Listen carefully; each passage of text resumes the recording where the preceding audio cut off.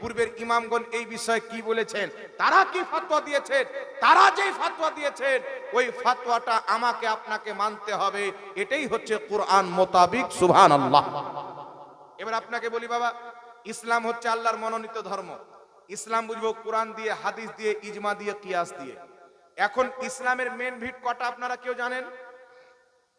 কথা বলেন। ইসলামের মেন ভিট হচ্ছে 5টা।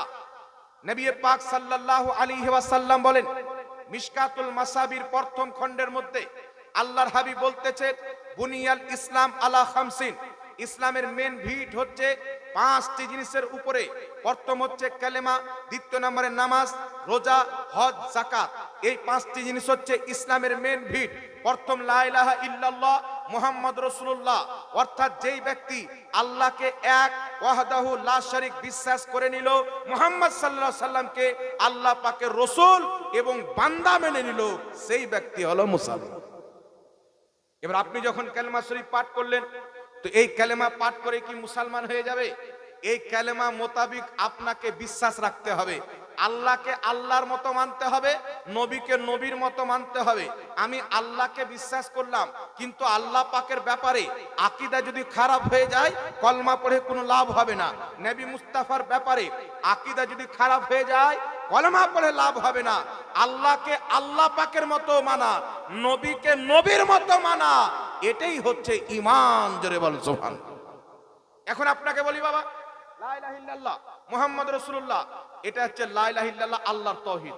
আল্লাহ ছাড়া কেউ ইবাদতের যোগ্য নয়, আল্লাহ ছাড়া কাউকে সিজদা করা যাবে না, আল্লাহ ছাড়া দ্বিতীয় কোনো ইবাদতের যোগ্য কোনো এলা নাই, কোনো মাবুদ নাই। আল্লাহ পাককে কেউ সৃষ্টি করেননি, কুল কায়নাতকে তিনি সৃষ্টি করেছেন। আল্লাহ কাউকে জন্ম দেয়নি, কোনো বাচ্চা। আল্লাহ কাউর জন্ম দেওয়া নয়, তিনি চিরকাল থেকে আছেন, চিরকাল থাকবেন। এটা মানার নাম হচ্ছে তাওহীদ। এটা মানার নাম কি? তাওহীদ। আর নবী সাল্লাল্লাহু আলাইহি সাল্লাম আল্লাহ পাকের শ্রেষ্ঠ নবী, সৃষ্টির সেরা, আখরি পয়গম্বর, শেষ নবী, কিয়ামতের সুপারিশকারী, হাজির নাজির, গায়বের সংবাদদাতা নবী মুস্তাফা। সমস্ত গুণাবলীর সাথে যেই ব্যক্তি রাসূলকে বিশ্বাস করে নিল, তার রিসালত মানা হয়ে গেল। যখন নবুয়ত রিসালতকে কমপ্লিট মেনে নেবেন, তারপর আপনি হবেন ঈমানদার। এইবার আপনারা বলেন, একজন ব্যক্তি বলছেন আমরা পাক্কা মুসলমান, আমরা ইসলাম মান্য করি, আমরা কোরআন হাদিসকে মানি, আর সেই ব্যক্তির আকীদা হচ্ছে আল্লাহ মিথ্যা বলতে পারে, মুসলমান থাকবে? এই কথা বলেন, মুসলমান থাকবে?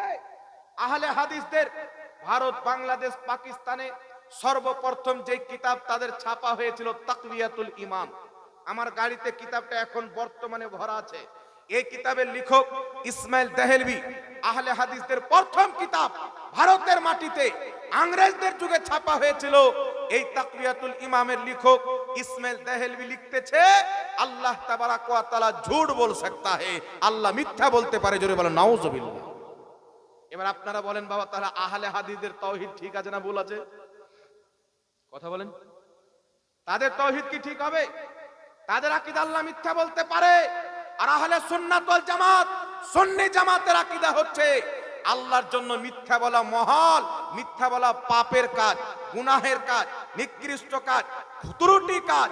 আর আল্লাহর কুদরত নাপাক থেকে পবিত্র, মিথ্যা থেকে পবিত্র, গুনাহ থেকে পবিত্র, পাক থেকে পবিত্র। এই জন্য আল্লাহ পাকের জন্য মিথ্যা বলা হচ্ছে অসম্ভব। এটা কোন কিতাবে লেখা আছে? আকীদাতুত তাহাবীর মধ্যে লেখা আছে, তাফসীরে কবিরের মধ্যে লেখা আছে, হাজারো কিতাবের মধ্যে লেখা আছে। মিথ্যা বলা আল্লাহর কুদরতের অন্তর্ভুক্ত নয়, কারণ মিথ্যা হলো খোট, আল্লাহর কুদরত খোট থেকে পাক। চুরি করা আল্লাহর কুদরতের অন্তর্ভুক্ত নয়, ওয়াদা খেলাফি করা আল্লাহর কুদরতের অন্তর্ভুক্ত নয়। আহলে হাদিসদের আকীদা আল্লাহ মিথ্যা বলতে পারে, আল্লাহ জুলুম করতে পারে, আল্লাহ ওয়াদা খেলাফি করতে পারে। এইগুলো বিদাতি কুফরি আকীদা থাকার কারণে ৭২ জাহান্নামীর ফিরকার মধ্যে এই ফিরকাটা হলো একটা জাহান্নামী ফিরকা। এবার আপনারা বলেন, যাদের আকীদা আল্লাহ মিথ্যা বলতে পারে, ও এখানে হাত বেঁধে নামাজ পড়ুক আর এখানে হাত বেঁধে নামাজ পড়ুক, ওর নামাজ হবে? জোরে বলতে হবে, ওর নামাজ হবে বাবা? আকীদাই তো খারাপ হয়ে গেল, তো নামাজ কি করে হবে? নামাজ তাদের উপরে ফরজ যাদের আল্লাহর ব্যাপারও আকীদা প্রসিদ্ধ হবে, নবীর ব্যাপারও আকীদা ঠিক হবে, তাদের প্রতি নামাজ ফরজ। আর মনে রাখবেন, আল্লাহকে বেআইব বিশ্বাস করা, নবী পাককে লাসানি বিশ্বাস করা, যার কোনো তুলনা নাই, তুলনাহীন মনে করা, এটা হচ্ছে জারুরিয়াতের দিনের অন্তর্ভুক্ত। কিয়ামত হবে বিশ্বাস করা জারুরিয়াতের দিন, জান্নাত জাহান্নাম আছেন বিশ্বাস করা জারুরিয়াতের দিন। কোন ব্যক্তি যদি জারুরিয়াতের দিনের মধ্যে একটিকে অস্বীকার করে, তাহলে সেই ব্যক্তি মুসলমান থাকবে না, যতই নামাজ পড়ে। তেমনি আল্লাহ পাক চিরকাল সত্যবাদী। আল্লাহ মিথ্যা বলতে পারে না, মিথ্যা বলা অসম্ভব। আল্লাহর কুদরতের অন্তর্ভুক্তই মিথ্যা আছে না, এটা বিশ্বাস করাও জারুরিয়াতের দিন। কেউ যদি বলে আল্লাহ মিথ্যা বলতে পারে কিন্তু বলে না, তবুও সে কাফির হয়ে যাবে, মুসলমান থাকবে না। তাহলে যারা আজকাল মুসলমান নয়, যাদের আকীদা খ্রিস্টান চাইতে খারাপ, ইহুদির চাইতে খারাপ, আরে হিন্দু ভাইকে যদি জিজ্ঞাসা করে ভগবান কি মিথ্যা বলতে পারে, সেও বলবে ভগবান কি জন্য মিথ্যা বলবে, ভগবান তো সত্য মিথ্যা বলতে পারে না। হিন্দু ভাই বলবে এই জমিনের মাটিতে আহলে হাদিসদের নিকৃষ্ট আকীদা, আল্লাহ মিথ্যা বলতে পারে। এই জন্য পৃথিবীর মুসলমান তারা না খোদাকে খোদার মতো মানে, না নবীকে নবীর মতন মানে, তারা তাদের মৌলবি ছাড়া কাউকে প্রাধান্য দেয় না মুসলমান। এবার আগিয়ে চলেন পৃথিবীর মুসলমান, এখানে তো আল্লাহর ব্যাপারে হলো। দ্বিতীয় নম্বরে আরেকটা কথা বলে দিই, আপনারা শুনে হবেন, আপনারা জানেন তারা আল্লাহ পাকের দেহ মানে। মানে কি মানে না? কথা বলেন। তারা বলে আল্লাহর হাত আছে, আল্লাহর পাও আছে, আল্লাহর দেহ রয়েছে, আল্লাহর আকার আকৃতি রয়েছে। এই পৃথিবীর মুসলমান আপনাকে বলতে চাই, আমার নবী মুস্তাফা দিন প্রচার করেছেন কম বেশি আপনার 1460 বছর পূর্বে। কত বছর? 1460 বছর পূর্বে আমার আপনার নবী ইসলামের প্রচার ও প্রসার আরম্ভ করেছেন। নবীর যুগ, সাহাবীর যুগ, তারপর যুগ থেকে নিয়ে লক্ষ লক্ষ ইমাম পৃথিবীর মাটিতে এসেছেন। আজ পর্যন্ত কোন একজন ইমাম নিজের কিতাবে লেখেনি যে আল্লাহর আকার আকৃতি আছে, কিন্তু তারা কোরআন পাকের ওই ব্যাখ্যা করলো যেই ব্যাখ্যা 1450 বছর থেকে পূর্বের মুফাসসির মুহাদ্দিসগণ মেনে এসেছেন। তাদের ব্যাখ্যাকে ভুল বলে ইংরেজদের দেওয়া ব্যাখ্যা বিশ্বাস করলো। আল্লাহ কোরআনে হাতের কথা বলেছেন, মানে আল্লাহর হাত আছে। পায়ের কথা বলেছেন, মানে আল্লাহর পাও আছে।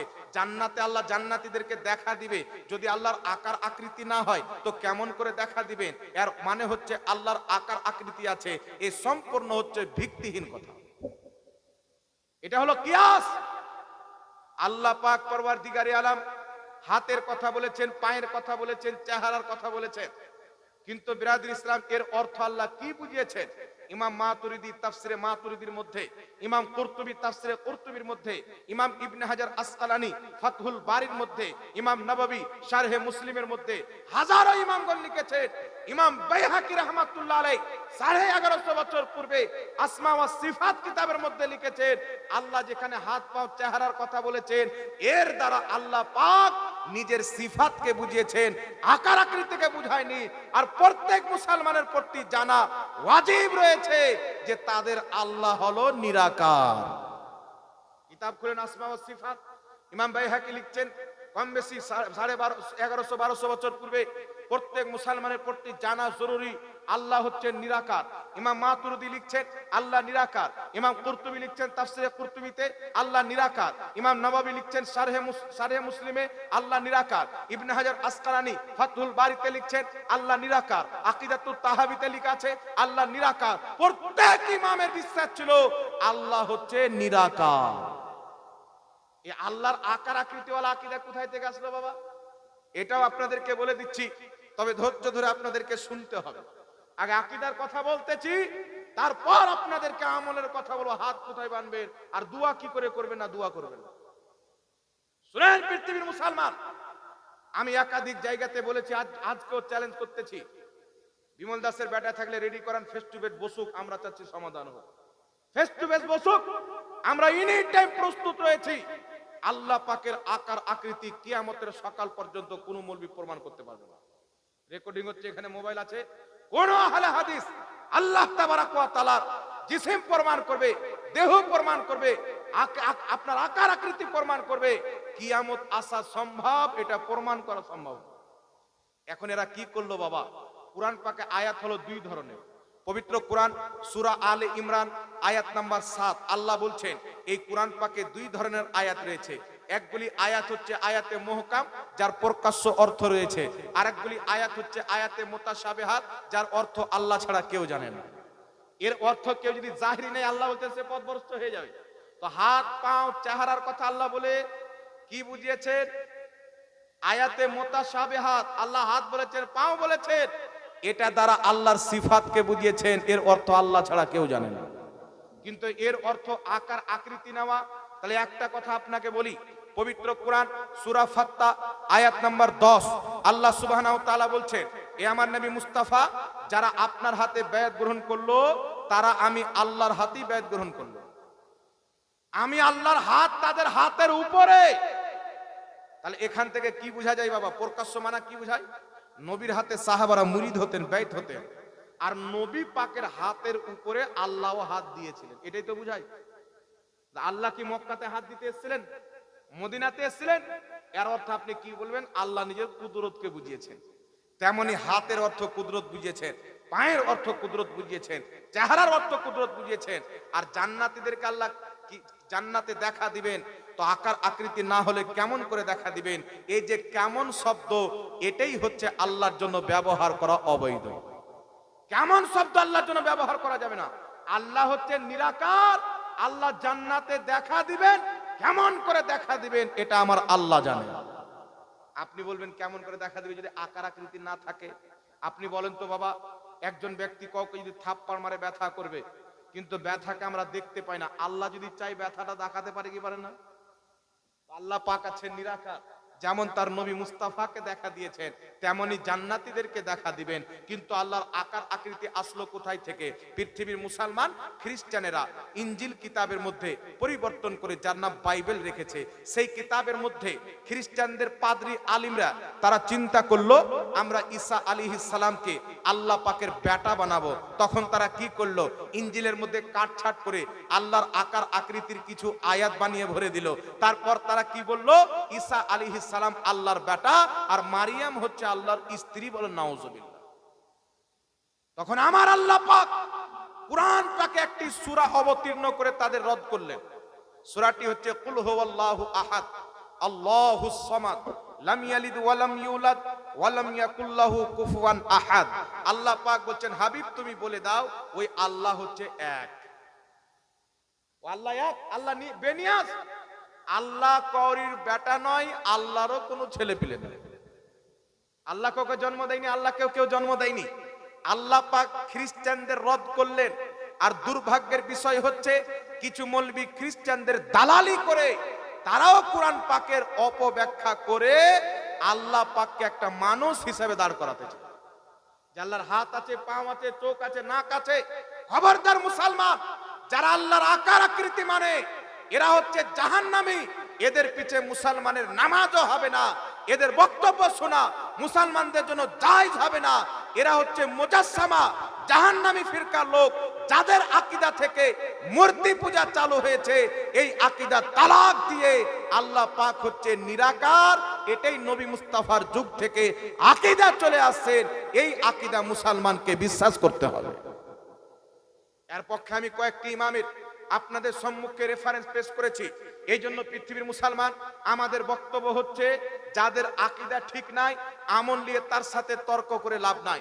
আজকে মানুষকে হাত তুলে দোয়া করা যাবে না বলে, আজকে মানুষকে বলছে এখানে হাত বাঁধতে হবে, মানুষকে বলছে আমিন জোরে বলতে হবে, মানুষকে বলতেছে আপনার জালসাতে হাত তুলে দোয়া করা যাবে না, দাফন করার পর হাত তুলে দোয়া করা যাবে না, নামাজের পর হাত তুলে দোয়া করা যাবে না। এই সমস্ত কথা ইহুদি খ্রিস্টানদের ফান্ডিং কাজ করে, কোরআন হাদিস কাজ করে না। কোরআন হাদিসের কথা হচ্ছে ভিন্ন। মনে রাখবেন পৃথিবীর মুসলমান, মসলা দুই ধরনের দলিল দিয়ে প্রমাণিত হয়।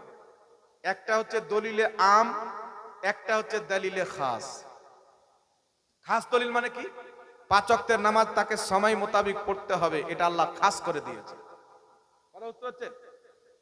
আর দান দুয়া এটা আল্লাহ খাস করেনি, আপনি যখন পারবেন তখন দান করেন না। এটা আপনি দেখবেন যে জোহরের সময় দান করা যাবে কি যাবে না, 12টার সময় দান করা যাবে কি যাবে না, রাত্রে দান করা যাবে কি যাবে না। আল্লাহ বলেছেন তোমরা আল্লাহর রাস্তায় দান করো। 24 ঘন্টাতে যখন ইচ্ছা তখন দান করো।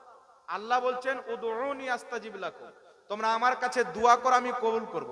রাসূলের পাক বলছেন যখনই আল্লাহর কাছে কিছু চাইবে দুইখানা হাতকে উত্তোলন করে চাইবে, তো যখনই হাত তুলে দোয়া করবেন নবীর হাদিসে আমল হবে। এটাকে আমার নবী বৈধ করেছেন, আমার আল্লাহ বৈধ করেছেন। কয়েকটি কথা আপনাকে বলে দিই বাবা। ফরজ নামাজের পর আমাদের মসজিদগুলিতে দোয়া হয় কি হয় না, জোরে বলতে হবে। ফরজ নামাজের পর আমাদের মসজিদে দোয়া হয়। মনে রাখবেন, যারা ফরজ নামাজের পর হাত তুলে দোয়া করাকে বিদাত মনে করে, এরাই হলো নিকৃষ্ট বিদাত। এদের ফাতওয়াতে আমাদের নবীও বিদাতি প্রমাণ হবে, সাহাবীও বিদাতি প্রমাণ হবে। তবে চমৎকার কথা হচ্ছে বাবা, একটুখানি লক্ষ্য করে শুনেন, আল্লাহ পাকের মেহেরবানি দেখেন। আহলে হাদিসদের সবচাইতে বড় মুহাদ্দিস আব্দুর রহমান মুবারকপুরী নিজের কিতাব তোহফাতুল আহওয়াজির 2য় খণ্ডের মধ্যে লিখতেছেন যে প্রসিদ্ধ মত হচ্ছে, সবচাইতে গ্রহণযোগ্য মত হচ্ছে, ফরজ নামাজের পর সবাই মিলে হাত তুলে দোয়া করা ইসলামে জায়েজ রয়েছে। আহলে হাদিসদের কিতাব ফাতাওয়া নাজরিয়ার মধ্যে লেখা আছে ফরজ নামাজের পর সবাই মিলে হাত তুলে দোয়া করা ইসলামে জায়েজ এবং মুস্তাহাব রয়েছে। আহলে হাদিসদের কিতাব ফাতাওয়া আহলে হাদিসের মধ্যে লেখা আছে ফরজ নামাজের পর হাত তুলে দোয়া করা জায়েজ আছে, জোরে বল সুবহানাল্লাহ। তাদের কিতাবে লেখা আছে জায়েজ, আর এ বেটা তাদের বাপ দাদার কিতাব পড়েনি, তাহলে হাদিস কোরআন কি করে পড়বে বাবা? কথা বলেন। নিজের বাবের কিতাব যখন পড়েনি তো হাদিস কি করে পড়বে? এই জন্য পৃথিবীর মুসলমান আমার আপনার নবীর হাদিস কি বলতেছেন, তাফসিরে ইবনে আবি হাতিমের মধ্যে বিশুদ্ধ সনদে হাদিস বর্ণিত, সাহাবা ইকরাম বলতেছেন দয়ার নবী মুস্তাফা যখন নামাজ পড়তেন, সালাম যখন ফিরাতেন, মুস্তাকবিলাল কিবলা, কিবলার দিকে নিজের চেহারাকে করতেন, ওয়া রাফা ইয়াদাইহি, নিজের দুইখানা হাতকে উত্তোলন করতেন, ওয়া দুআ, তারপরে আমার নবী মুস্তাফা দোয়া করতেন। ফরজ নামাজের পর আমার নবী মুস্তাফা হাত তুলে দোয়া করেছেন। ফরজ নামাজের পর হাত তুলে দোয়া করা নবী মুস্তাফার তরিকা, জোরে বল সুবহানাল্লাহ। 2 নাম্বার চলে আসেন বিরাদর ইসলাম, ইমাম যার নাম হচ্ছে ইমাম ইবনুস সুন্নি, নিজের কিতাব আমালুল ইয়াউমি ওয়াল লাইল কিতাবে একবারে সনদ সহ হাদিসটিকে উল্লেখ করেছেন। এই হাদিসটিকে আহলে হাদিসদের ইমাম ফাতাওয়া নাজরিয়াতে উল্লেখ করে ফরজ নামাজের পর সবাই মিলে হাত তুলে দোয়া করার বৈধ প্রমাণ করার দলিল হিসাবে পেশ করেছেন। দয়ার নবী মুস্তাফা বলতেছেন, যেই ব্যক্তি প্রত্যেক ফরজ নামাজের পর নিজের দুইখানা হাত উত্তোলন করে দোয়া করবে, আল্লাহ তাবারাক ওয়া তাআলা তার দোয়াকে অবশ্যই কবুল করে নেবেন। তো প্রত্যেক ফরজ নামাজের পর হাত তুলে দোয়া আমার নবী করতে বলেছেন। আমার নবী ফরজ নামাজের পর হাত তুলে দোয়া করেছেন। পৃথিবীতে এমন কোন মায়ের লাল জন্ম হয়নি যে ফরজ নামাজের পর হাত তুলে দোয়া করাকে বিদআত প্রমাণ করে। ধরেন বিমল্লাহ সাহেবটাকে যে বসান সামনে, একবার বসান, আমি চ্যালেঞ্জ করে বলতেছি মুসলমান, কিয়ামত তো আসা সম্ভব হবে, বিদআত প্রমাণ করতে পারবে না। আর যদি বিদআত বলে আসে, তাদের কিতাব দিয়ে তারা কি বিদআতি বানিয়ে পাঠাবে? তারা কি বিদআতি প্রমাণ করব? এই জন্য পৃথিবীর মুসলমান আমার নবী মুস্তাফা ফরজ নামাজের পর হাত তুলে দোয়া করেছে। নবী বলেছেন, যে ব্যক্তি প্রত্যেক ফরজ নামাজের পর হাত তুলে দোয়া করবে, আল্লাহ সুবহানাহু ওয়া তাআলা তার দোয়াকে কবুল করে নেবে। ইমাম ইবনে কাসির রাহমাতুল্লাহ আলাইহি নিজের কিতাব আল বিদায়া ওয়ান নিহায়ার মধ্যে হাদিসটি এনেছেন। তারপরে ইমাম তাবারি রাহমাতুল্লাহ আলাইহি তারিখে তাবারির মধ্যে হাদিসটি এনেছেন।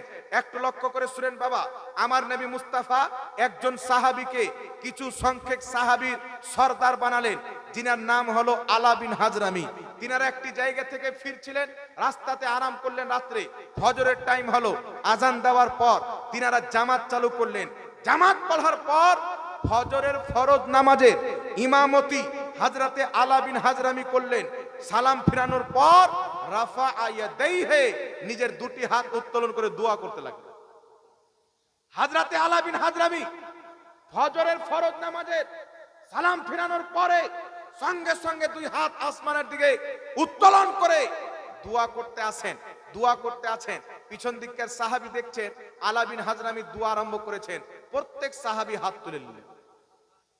প্রত্যেক সাহাবী, শত শত সাহাবী নিজের দুইখানা হাত উত্তোলন করে দোয়া করতে আরম্ভ করলেন। আমিন আমিন বললেন। আলা বিন হাজরামি দোয়া করলেন, এত লম্বা দোয়া করলেন যে সূর্য বেরিয়ে চলে আসে। এবার আপনারা বলেন বাবা, ওই সব সাহাবী বিদাতি ছিলেন? কেউ শরীয়ত জানতো না? মুচির বেটা, খ্রিস্টানের বেটা, এরাই শরীয়ত বুঝে নিল? এই জন্য সাহাবাই কিরাম ফরজ নামাজের পর সবাই মিলে দোয়া করেছেন, নবী পাক ফরজ নামাজের পর দোয়া করেছেন, করতে বলেছেন। আর আমার আপনার নবীর একটি আম হুকুম রয়েছে, মাজমা উজ জাওয়াইদে ইমাম হাইসামি হাদিসটি উল্লেখ করেছেন, মুজামুল কাবির লি তাবরানীতে ইমাম তাবরানী হাদিসটিকে উল্লেখ করেছেন। আমার নবী মুস্তাফা বলতেছেন, যখনই মুসলমান দলবদ্ধভাবে সবাই মিলে হাত উত্তোলন করে খোদার কাছে দোয়া করে, দুয়ার মাধ্যমে তারা যা চায় আল্লাহর প্রতি তা দেওয়া আবশ্যক হয়ে যায়। আবশ্যক হয়ে যায়। নাসিরউদ্দিন আলবানী আহলে হাদিস ভাইদের ইমাম বলতেছেন এই হাদিসের সনদ সহিহ। ইমাম হাইসামি মাজমা জাওয়াইদে বলতেছেন